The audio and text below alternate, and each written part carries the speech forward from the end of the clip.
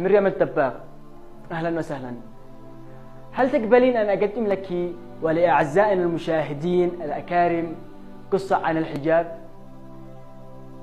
هذا من ذوقك، أتمنى ما تتأثري لأن فيها بعض من الكلام كلام حقيقي ولا فيها أي جدال.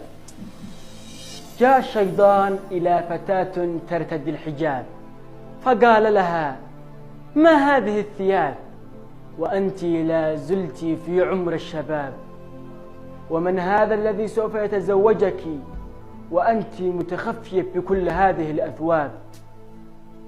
لماذا لا تظهرين جمالك وتلبسين لباسا جذاب؟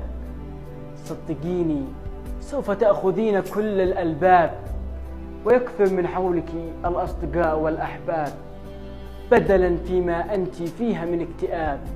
فتبسمت الفتاة وقالت له: وأين أهرب من العذاب يوم الحساب؟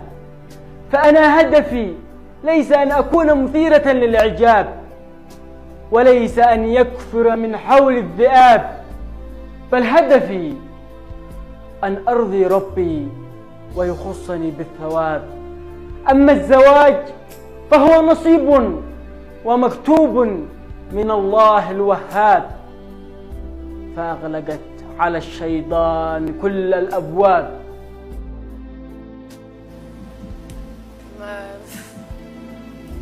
مش مستعد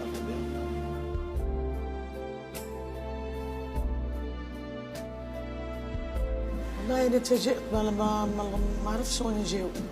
وفرق بين من تمشي بستر ومن تمشي بغير الستر فينا.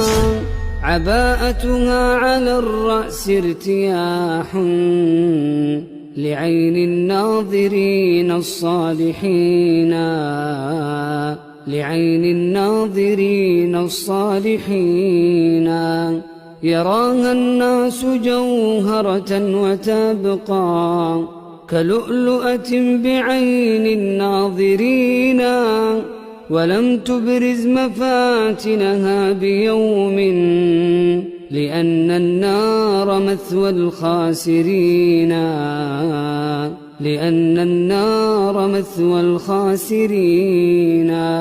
وقدوتها رسول الله دوما وتحذو حذو أم المؤمنين، فحق لمثلها ألا تبادي إذا انتقدوا هداها الناقصين، إذا انتقدوا هداها الناقصين. قاس مدام سبي كلهم بالدار.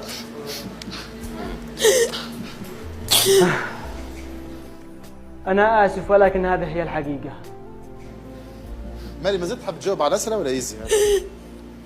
اسمع، نخرجوا مع حكاية الدار، احكي حكاية أخرى، أبعد على أخواتها وكا كما تحب تجاوب عليهم. ما كاركش بالتلفون.